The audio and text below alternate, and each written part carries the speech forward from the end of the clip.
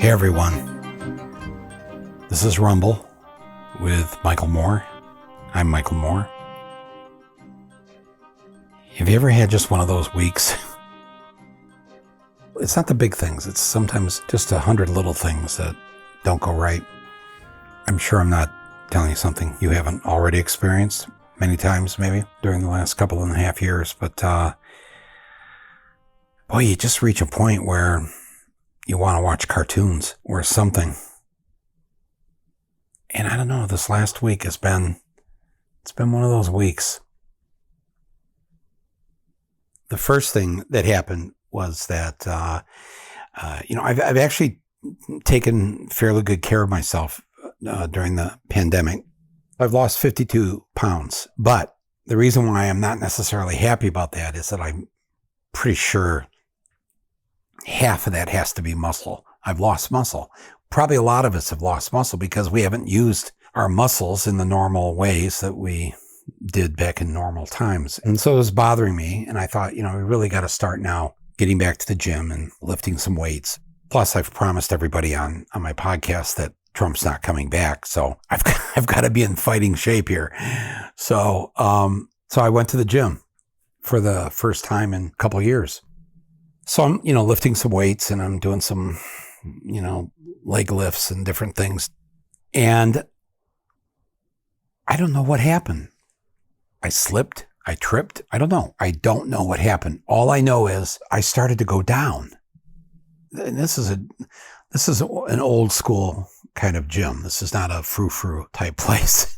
It's got a cement floor. It's got, those big truck tires that you got to lift and flip over, that kind of place. And I started to go down. I could not believe it. I went straight down on my kneecaps. Man, I don't know if you've ever had that happen to you, but it was the most pain. And my brain is going, fall the rest of the way. Don't stay on your knees like that because they've just gone on to a very hard cement type surface floor. And so I just decided to tip over the rest of the way, and bam, my head crashed right on the cement floor. It did have sort of a little thin rubber thing on the cement, but basically it was, it was hard enough so when my head hit the floor, you could hear the crack of my head across the gym. And people ran over. I'm going, I'm okay. Step away from the fallen guy. Wow. I just couldn't believe it. I was okay. I just knew the next day I was going to be in a lot of pain, which I was. My forehead was kind of cut up. My legs were pretty mangled from landing on my knees like that. But I didn't break anything. Didn't have a concussion. But I also, I thought maybe I wasn't paying attention, getting up from the bench, doing whatever it was I did. And part of that is because my mind is elsewhere. And before this happened, the week before that, I was kind of down and sad over the fact that I'd lost a good friend and mentor and somebody who has stood with me for over 25 years.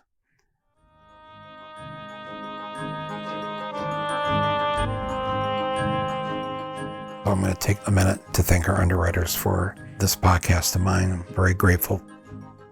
And then I'm going to come back. I'm happy to share with you that this podcast is being sponsored by Betterhelp. Thank you, Betterhelp, for supporting my voice and supporting this episode of Rumble. Most of us are quick to show up for our physical well-being, scheduling our annual checkup or dentist appointment or whatever. But often we put off or bypass altogether showing up for our mental well-being. Betterhelp can help you change that paradigm. Betterhelp is not a crisis line. It's not self-help. It is professional therapy done securely online from the comfort of your own couch. Available worldwide to anyone who needs it. When you sign up, you'll fill out a short anonymous questionnaire to help Betterhelp connect you with a professional licensed therapist that fits your needs. And if it's not a great match, Betterhelp makes it easy and free of charge to change therapists to ensure that you are comfortable and that you're getting the help that you need and you deserve. And most importantly, financial aid is available, making professional therapy more affordable and accessible to everyone. So please visit betterhelp.com/rumble. That's BetterHelp, better and help, H-E-L-P, and then /rumble in capital letters, rumble. That way you will join over 2 million people who have taken charge of their mental health with the help of an experienced professional. In fact, so many people have been using BetterHelp that they're recruiting additional therapists now in all 50 states. So here's a special offer for Rumble listeners. You get 10% off your first month of therapy with betterhelp.com/rumble. That's betterhelp.com/rumble for 10% off your first month of therapy. Don't be afraid to do this. Your mental health is every bit as important as your physical health. I also want to thank our other underwriter for today's episode, and that is Shopify. You all know Shopify. That's the amazing platform that has been not only a longtime supporter of Rumble, but I'm also grateful for them for being part of our whole thing here with running our little store online with our hats and t-shirts and other things for you to purchase. There's so many reasons, though, that you yourself can think about starting your own online store, your own online business with Shopify. Maybe you've had some lifelong dream, or you're trying to build a better future for yourself or for your nonprofit, for your school, your family. Whatever your reason, Shopify will give you access to all the tools and resources you need to help you start that dream, to grow your own business, to help your school and nonprofit. Last November, that's what they did for me when we launched the Mort store, and I'm using that to raise money for causes I care about, like voter suppression and returning civics classes to our public schools. But again, it's not just me. Shopify powers millions of businesses and nonprofits around the globe, making it easy for anyone to succeed. So if you or anyone you know is looking to start an online store, go to shopify.com/rumble. Remember, Rumble is all lowercase this time. So it's shopify.com/rumble, small letters, for a free 14-day trial. You can get full access to Shopify's entire suite of features. Grow your own business or your nonprofit now with Shopify today. Go to shopify.com/rumble right now. Shopify.com/rumble.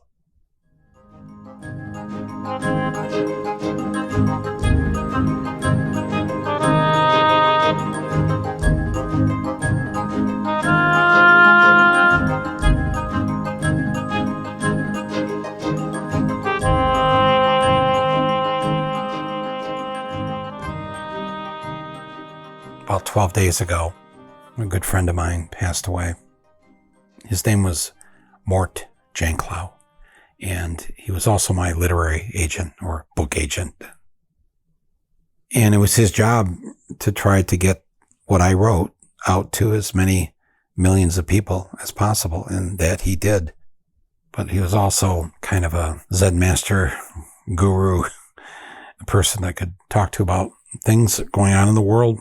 And in his role as my book agent, he has stood by me during times when those who would try to get in the way of me saying what I wanted to say, he would stand up for me. He was 91. He passed away here just before Memorial Day. So he'd had a long and good life and wonderful wife and kids, and just kind of quietly told his wife he was going to lay down, go to sleep, and that he did. Back in 2001, he'd got me a book deal to write a book about the first year of George W. Bush, and my thoughts about that and a whole bunch of other things. It was called Stupid White Men. Turned out not to be that much about Bush, although he was in it. It was about a whole bunch of things over decades of me living life on this planet as a white guy, and what I've seen my gender and my people of my race do. And so I just let it all out. But the deal was with HarperCollins, which unfortunately, I probably should have put some thought into this ahead of time, is a publishing company owned by Rupert Murdoch. And they set the publishing date publishing date meaning the day it's in bookstores. And they printed the first 50,000 copies and sent it to, hundreds, thousands of bookstores around the country. And it was to go on sale on September 11th, 2001. And of course, we know what happened on that day. And by noon, HarperCollins had called or sent messages or whatever to all these bookstores around the country telling them to pull my book off the shelves. And they called me and they let me know they were doing that. And they just thought, why have this be the publishing date? Let's just pull it till we find out what's going on in the world and things calm down. It made sense to me. Obviously I was in no mood to go out on a book tour that day or any of the other things they'd had planned. So a week went by and 2 weeks went by, then a month went by, and it's like, what's going to happen with the book when you're putting it back in the bookstores? And they called me and Mort in to their headquarters in New York on Madison Avenue to tell us that they felt like they could not put out a book attacking the President of the United States during a time like this, and they would like me to rewrite about a third of the book and tone it down. Those are the key words, tone it down. And then they handed me a copy of the book with all the parts marked in red that they wanted taken out. I mean, it was just page after page after page of, let's say a third of the page, some pages complete, the whole page just gone. And I remember saying to them, using the line that the Bush and the others in power like to use, if you give in to the terrorists, that means the terrorists win. So you're asking me in a free country to censor myself and take this out and take that out and put something that's not so harsh against George W. Bush. And as I was saying to them across the table that that's not going to happen, Mort pipes in. He just says, he's not changing a goddamn thing. Because nothing has changed, except everything has changed, making his point why we need change in this country. He just went on. It was so eloquent, and I'm using this gruff voice. I still don't, after all these years, I don't have a very good New Yorker voice, but, so we left there at kind of a stalemate because they are not going to put the 50,000 copies that they had already printed into the bookstores. They had pulled them back from the bookstores, and now they were in a warehouse or whatever. This is like a month after 9/11. And they said, well, you should think about it because we're not putting this book out. So there wasn't much to think about. I didn't know what to do for the next month. I was like, at this point, we're in November. They're not putting the book out. Mort, is threatening them. I have a contract with them, et cetera, et cetera. And on November 30th, 2001, my editor there, nice guy, called me up and said, well, the people here, the corporate, the honchos, have decided that not only are they not going to put the book out now, they're going to pulp. I never heard that word in that way before. They're going to pulp all 50,000 copies they printed, meaning they were going to recycle them into, I guess, new paper for new books. And I was speechless. I didn't know what to say. I called Mort. I told him, well, what are we going to do? And he says, we'll have a plan. Don't worry. I said, I know I'm supposed to go out and speak at Rutgers tomorrow. They're having a labor conference. They want me to come out and give a talk, and I don't want to do that. No, you should go do it. Go do it. So I did the next day. It was a Saturday, December 1st. I remember thinking the day, I always think on December 1st, that's the day Rosa Parks refused to give up her seat on the Montgomery bus. And I went out to Rutgers and I took a copy. I had an advanced copy of the book, and I said, I was supposed to talk about something here today, but I'm so distraught because HarperCollins is going to pulp every copy of my book that they've printed. They're just going to turn it into waste and then recycle it.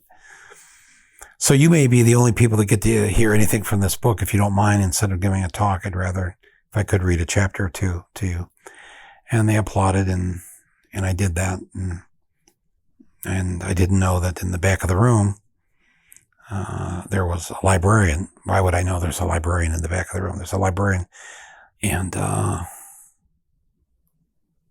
she heard this whole thing, and she went home and went online and got into a librarian chat room and told all these other librarians that HarperCollins is going to literally destroy my book.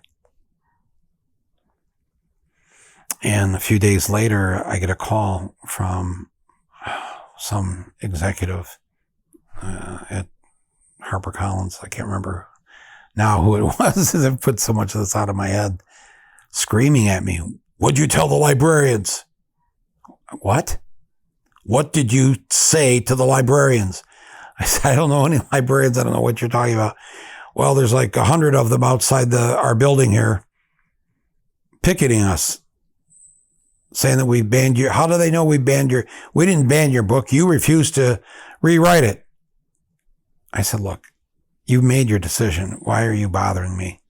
I don't know anything about any librarians." Well, their picket got in Publishers Weekly, then the New York Times, and all of a sudden everybody knew that HarperCollins was going to destroy my book and not let the American people or anybody around the world read it. And the editorials began against HarperCollins, and more protests. And finally they called Mort and me back over to the building and said, okay. There was the Murdoch guy was at the head of the table. You knew him because he had the Australian accent. He said, "Okay, you win." They said to me, "You win. Here's the deal. We're going to put the book back in the bookstores, but we're not printing any more copies. It's that 50,000. That's it. And there will be no book tour. We will not spend one dime on advertising. We'll put them in the store. That's it. We're done. We're done with you. We're done with the book. Good riddance." One of them said to me, "What kind of book career do you think you're going to have after this? Who's going to want to publish you? You're such trouble. Who would want this trouble?" So maybe you should have thought of that. Mort, you're going to have a difficult time trying to get him another book deal. And so we left, and they set the publication date. I think it was the first or second Tuesday of February of 2002. So the book came out on that day, on that Tuesday. And by Friday, they were already in their 9th printing of the book. It was selling out so fast every day in bookstores across the country. They couldn't keep up with it. It eventually had, something like 60-some printings. It was on the New York Times bestseller list. It was number one for, 30 weeks, 25, 30 weeks. And then it stayed on there for, I think, 69 weeks as the hardcover. Then when the paperback came out, it sold millions and millions of copies. It sold 1 million copies just in Germany. It sold 1 million copies just in the UK. It's literally millions around the world got to read Stupid White Men. This book that they said they'd never print another copy of. Of course, I don't need to explain to you. One of the beauties of capitalism is what's the old line that the capitalist will sell you the rope to hang himself with? If they believe they can make a buck off it, they don't really care what you're saying. You can attack Bush all you want if they're selling millions of copies of a book. It's just, the irony sometimes works in our favor, because ultimately any business, that's what they care about, right? The do-re-mi. Man, but if I hadn't had Morton Janklow, I don't know. I don't know if I would have gotten through this. Was considered probably the top book agent in the country, certainly in New York. Most of his clients were all these people that were not like me. They were, Danielle Steele and Judith Krantz and Anne Rice, but he was also the book agent for Jimmy Carter and the Pope. And then he had a few of us renegades, and Gore Vidal and myself and others. But all through the pandemic, he checked in with me. At least every other month I heard from him, how's the new book coming? How you doing? Send me chapters. It's just, it never stopped, his support. And even though he had sort of semi-retired from his own company, he made it clear that he was still my literary agent. Just a couple of weeks before he died, he sent me an email, just checking in. How you doing? How you holding up? And I remember being really busy that week. And, I put it in the queue to respond to him. And of course I didn't in time, and he died. And, I think we've all had that feeling, right? With people we've lost. You want that last conversation. You want that last, I don't know, whatever that is. This is not an unusual thing, but I didn't get to have that last go around, that last talk, that, his take on what's going on in the world was always so fascinating to me. And when you do the things I do, you need people in your corner that are going to fight for you, because the system is set up to make sure my voice isn't heard. Just like for many of you, it would be, they don't want to hear from us. Of course they don't. We're not here to put a Band-Aid on things. We want real change, and we want it now. And I've had a few of these individuals like Morton Janklow who would stand with me no matter what. No matter what. I have the same thing too with my agent there for my films and TV, Hollywood stuff, R.A. Emanuel is that kind of person. He just, Fahrenheit 9/11 never would have saw the light of day had he not been willing to go on the record with the New York Times to tell them how Disney, which owned Miramax at that time, refused to release my film because they didn't want to upset the governor of Florida, because they were going to expand Disney World down there and they wanted to get tax breaks and all that. And so they were going to kill my film about Bush because Jeb Bush was the governor. I was thinking about that last month with DeSantis going after Disney. It's like how many things have just kind of flipped on their head during this time we're in right now. But if you are able to see a movie of mine or read a book or somehow I'm on television, trust me, it wasn't easy. There was a lot of rigmarole that I and others went through just so that you could hear my voice. I've written a little bit about it in my books, and I've talked a little bit about it on this podcast, but I think someday here I'm going to share some of these stories that are just, I don't think it'll make your head spin, because you'd probably go, of course, why are they even letting him say anything?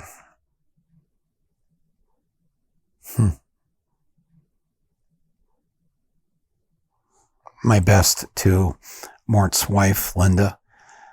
Jeez, they've been married since I think the 1950s, late 50s, early 60s. Wonderful people.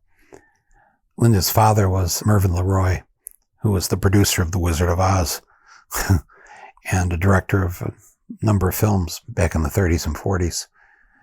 And her grandfather is Harry Warner, one of the 5 Warner brothers. And the stories, just having a lunch or dinner with them, and just the stories of old Hollywood, and just incredible information and inspiration for this great art form known as the cinema.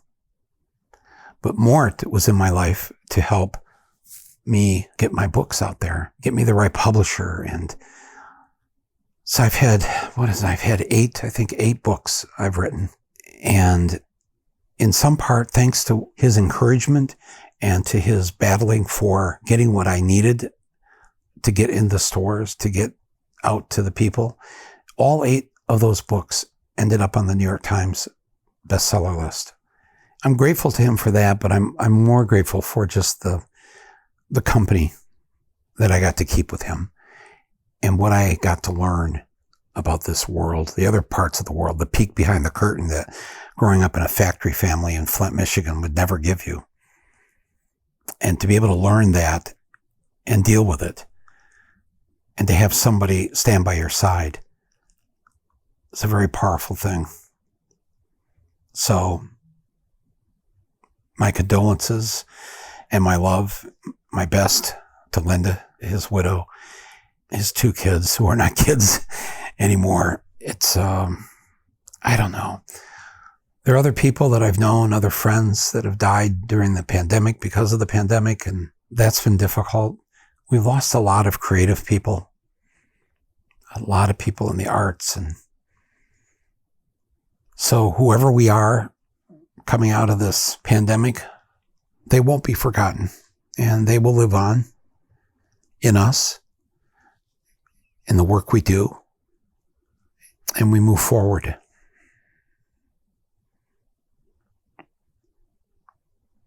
I feel tonight, that I've lost, I don't know how to put this. I'm a little less protected. I don't mean to make this about myself, but Mort, he was only 5 days away from his 92nd birthday anyway. He was still working. His assistant told me that before he went to bed that night that he passed away, he watched 2 documentaries.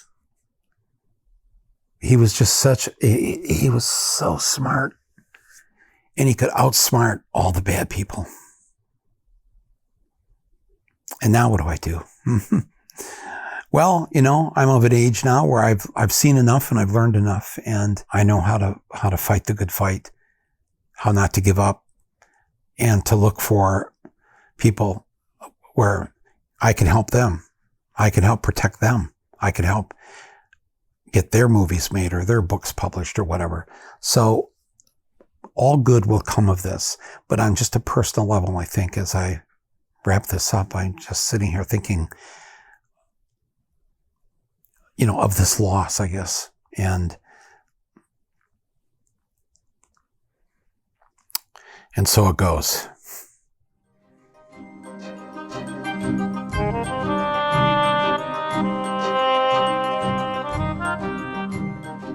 All right, my friends, thanks for letting me share all that with you. I'm okay. I hope you're okay. I really hope you're okay, because we don't have another choice here in terms of what we have to do. So be well. Treat yourself well. Thanks to my producer and editor, Angela Vargos, and thanks to all of you.